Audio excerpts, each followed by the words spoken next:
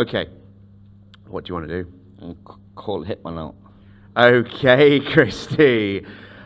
I love you, mate. Who are you fancying? Coming down, baldy, Shane Thompson. Shane Thompson. Don't call him baldy.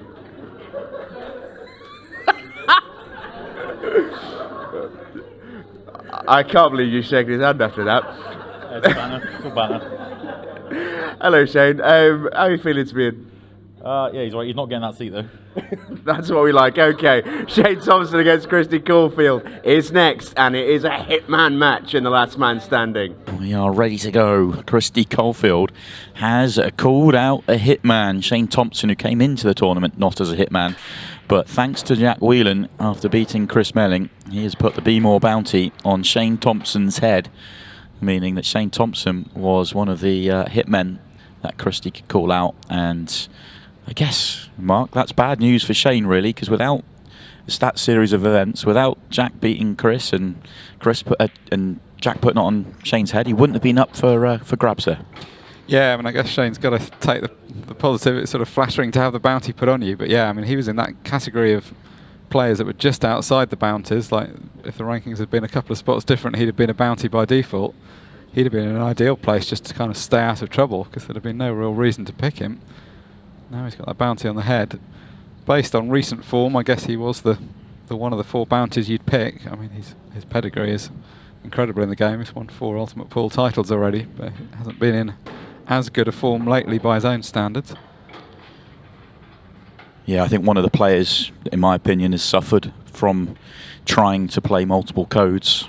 He's obviously committing time to China now, as a few players are, but where it's worked for Jack Whelan and Chris Melling, where they're able to stay competitive and play at a really high level for English pool, I just feel like Shane's level's really dropped off, and he's not been playing the level he was playing in year 1 when he won all those titles. Don't get me wrong, he's still playing a fabulous level, but it's not consistently enough to win titles over the last 6 to 12 months or so. Dropped down to 20 in the provisional rankings, which is not a spot you'd have expected given where he was before.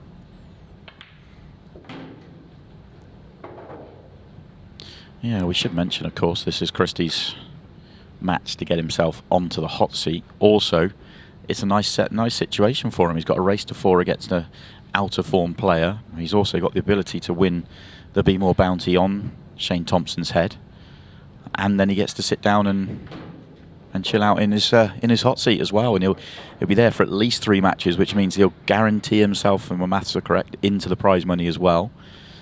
Very nicely set up here for Kristi Caulfield if he could win. Yeah, it's got a lot riding on this match, because he's going to win prize money and the bounty and be deep into the tournament. The other option, of course, is if he doesn't win the money, because it will be a random draw, he could get the bounty put onto his own head, which isn't ideal. It's not terrible either, but you then are a real chance for anybody else that gets themselves to the 2-win mark to be picked out, because you kind of got a known quantity over your kind of Tom Cousins, Phil Harrison or Jack Whelan, potentially, rather than a random draw. So, but that's all for if he wins, but he's off to a great start here if he can just dribble this 8-ball in. Looks tight. He's got to just make sure he misses the red here. He might get away with just brushing the cushion, but he won't get away with brushing the red.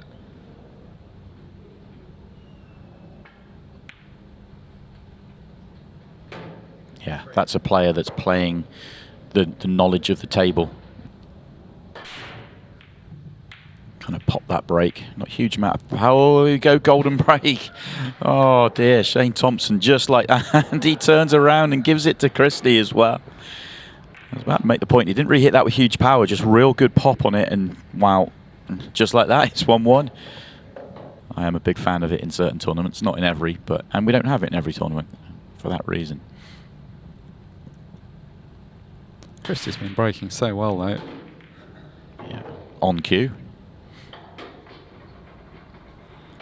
He's been consistently potting balls, and up until now, generally been getting quite a good split. He's got a couple of clusters this time. Yeah, this one's not so good, is it?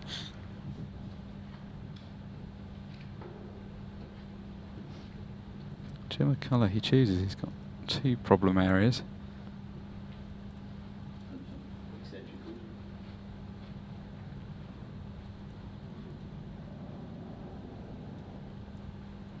Not only has he played some good shots, but he's played a very high percentage of the right shot so far today. He seems to have got the right balance between attack and defence. Gone a bit wrong. He's probably hoping to leave that red over the middle pocket to then use it to play another cannon. Hasn't really helped knock it down the cushion like that. It's going to be fairly adventurous if he was to continue the clearance.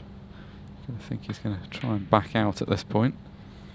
Well, he wasn't. He was going full-blooded. That was red off yellow to left centre, opening up the 8-ball in the process.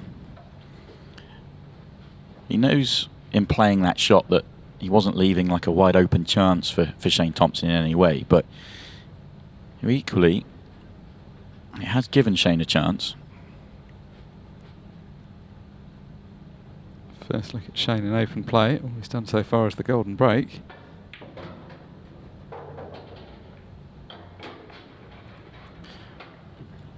That 8-ball's not quite blocked off the yellow to bottom right, and that yellow to bottom right becomes a good ball to break out the other yellow. Not guaranteed to land nicely on it to have that angle. I wonder if he doesn't. I wonder if the double's an option for that yellow. Does it? Is there enough showing to make it?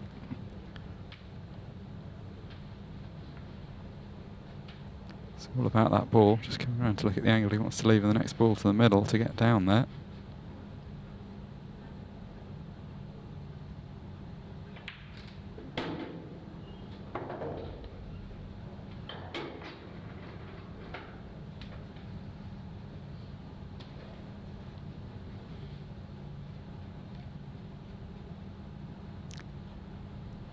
He knows this frame's important. The golden break was good fun and gets him the frame on the board, but he's got to get into this tournament and start playing some proper shots.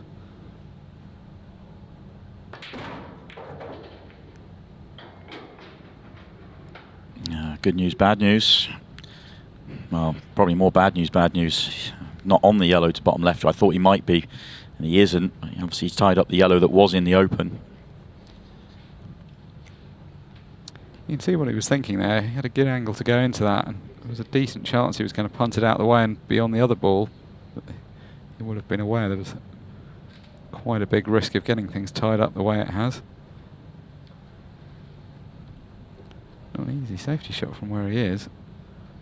Would he be tempted to try and pull out a big attacking shot?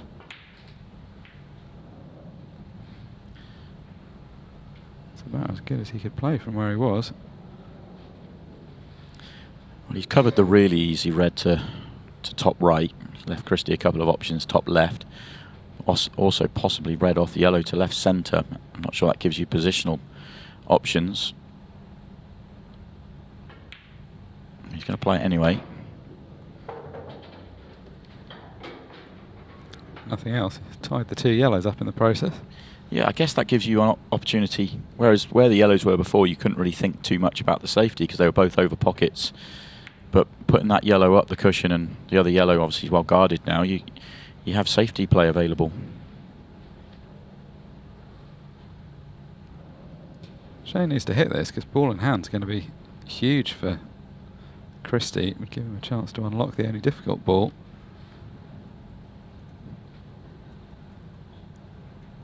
Looks like he can just get through cushion first off one cushion.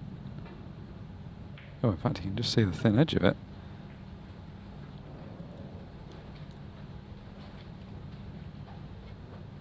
Anything other than ball in hand wasn't going to be a terrible result because he knew Kristi was always going to have the ball tied up near the 8-ball. I wonder if this is an option to, depending on what he can see, maybe play the red off the top cushion and just put the cue ball pretty close to the yellow and limit Shane's options. It looks like he's going to take a potting option on.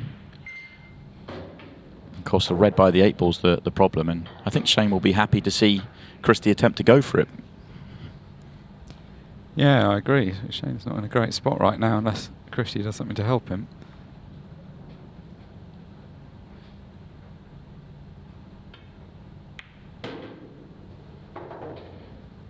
It's all going to come down to the shot after this one.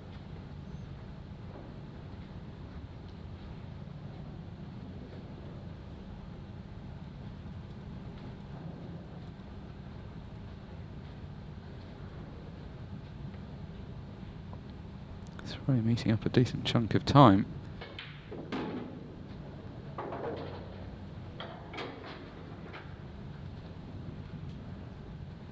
So fairly straight. He's got a slight angle coming down the table. Looking at whether he can either force off the cushion or drop in behind the red.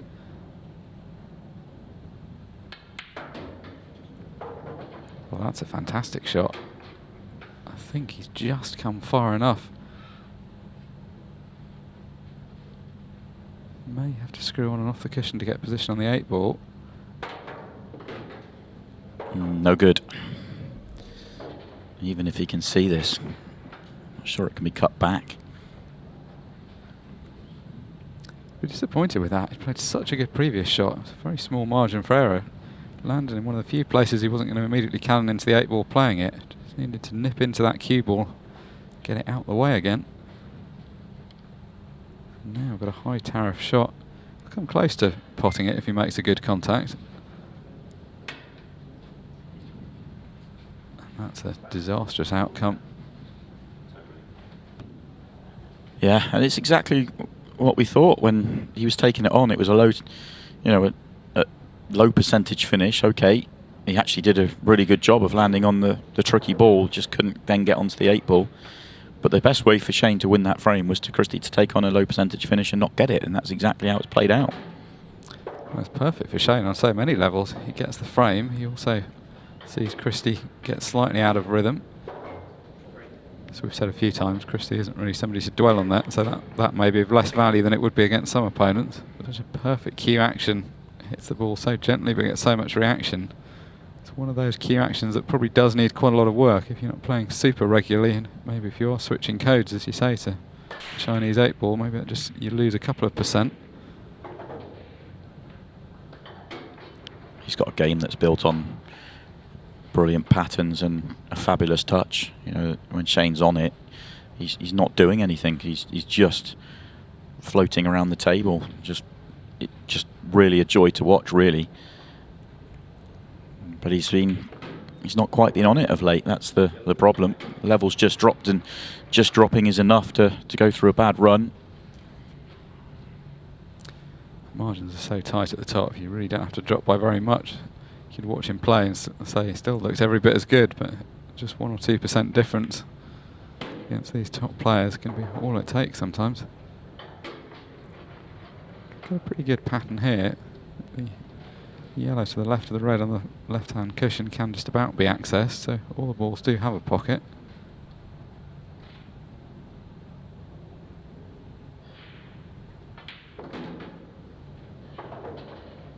Example of the effortless power. Hardly touch that ball, just glides through it. All about the timing.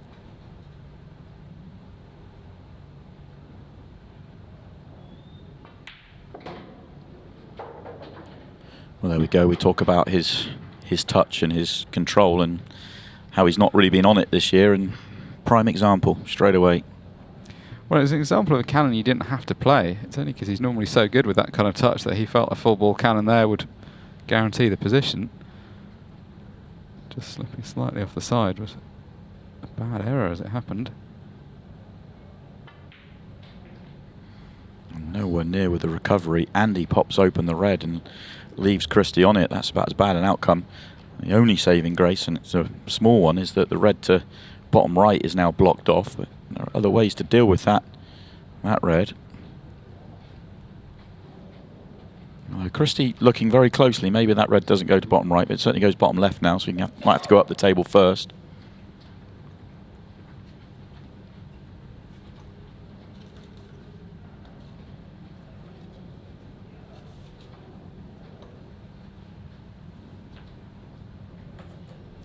Right, let's have another look. Decided it did go.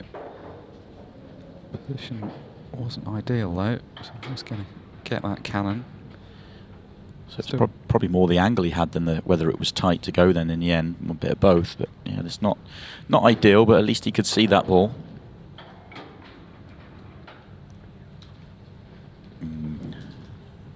tough shot coming up. I think this goes, but it's not exactly ideal. But if it goes in, he's dealt with the problem ball one way or another.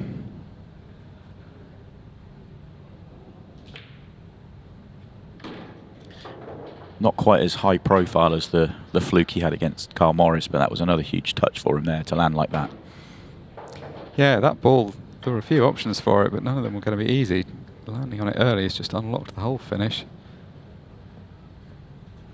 Just that one positional error from Shane, and at a moment you really weren't expecting it. He seemed to be in prime position, just played a cannon he didn't really need to. That's led to this.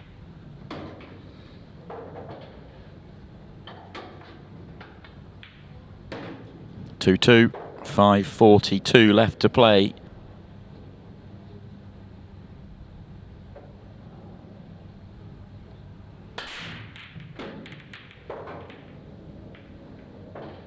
It's really firing, isn't it? Two reds nearest the top right, not set as a plant. Otherwise, reds would be just a routine run out. So he does need to just deal with that or go yellows.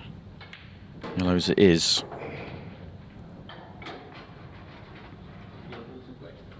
Holds up his hand. He lands on an awkward ball again. Things just happening out there for Kristi. Yeah, you've got to say, for all the quality of play, he's had a few touches this morning. I kind of feel like ones that have almost been deserved because he's playing well. These are sort of the good things that happen when you're on a run.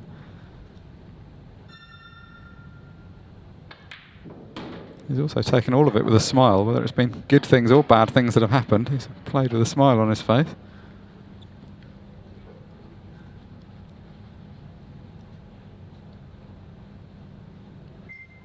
I like the fact that he was so keen to come and play. I mean, I know we were joking a bit about it last night, but there are a lot of players who have been hiding away, trying not to get called, but he was here to play some pool, and that's good to see. Yeah, I agree. He wanted to get out there and get going. He got his chance and he's played really well.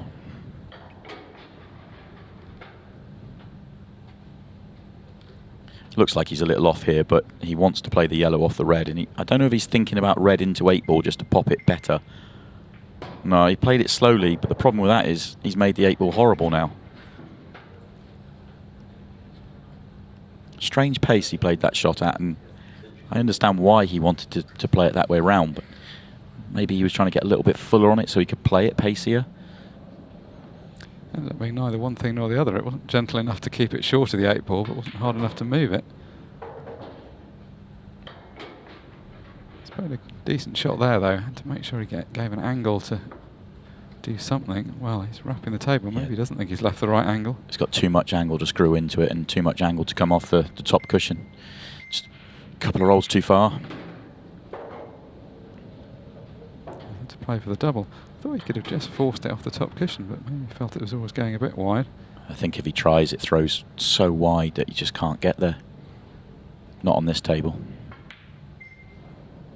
Doesn't matter. Does not matter. Kristi Caulfield. Hammer blow.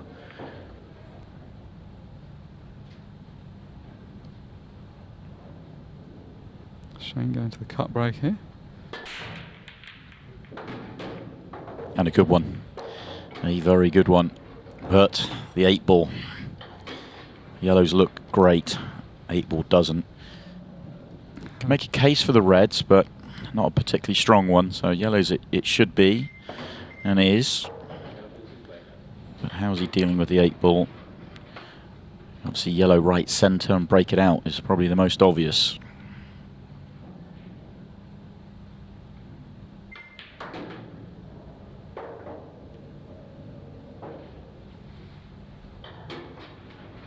Just having a look to see if he landed with the angle to break it out there. If he had done, he probably would have played it, because you go into the red, you pop the 8-ball on and you're on the yellow to bottom left.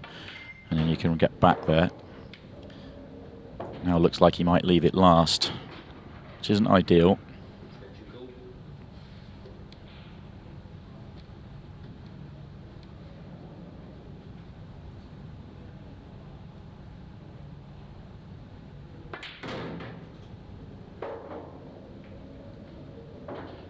Well, he hasn't come past those reds, so he's going to have to take the ball to the middle now. He's got himself into a bit of trouble, because he's got to find a way to not only open the 8-ball up, but also get position on the last yellow. So couldn't risk going into the red and 8 ball there. Had to play the positional shot. Looks like it's going to have to be the double.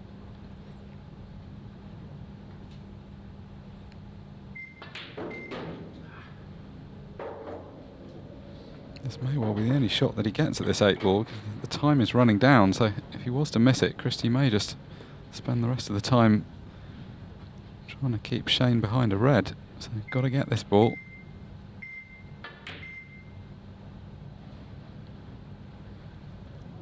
And that could be that for Shane Thompson. He has a quick look just to see as he left a pot on here. Will he get one more chance to maybe have a magical shot at this 8 ball? Kristi doesn't have an open pot on, but easy enough safety.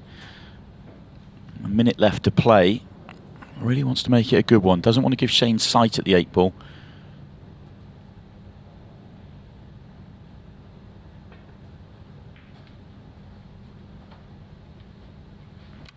Might have given him an edge. He's going to have to go for this. 40 seconds remaining. He's just going to find some shot off 1 or 2 cushions. Plenty of pace, but not quite the line. And this match is all over now because Kristi doesn't need to clear up. He can just line up a simple pot, waste the time playing one shot, and then the buzzer will go.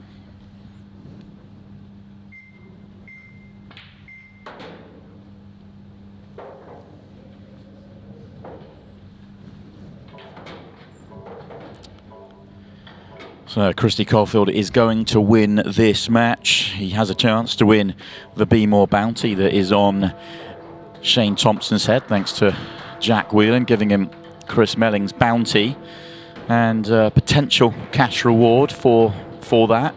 The worst that can happen for you now is you get 500 quid on your own head, or of course you can win the 500 quid. Yeah. Yeah, this could be about to get very good for you, mate.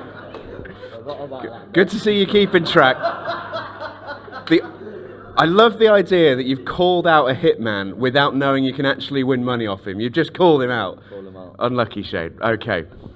Let's find out what Kristi's prize is going to be. Remember, he can either win an instant 500 quid or he can have the bounty placed upon him. Let's find out what your fate is, Kristi. We know the answer already, he says. Oh, hey!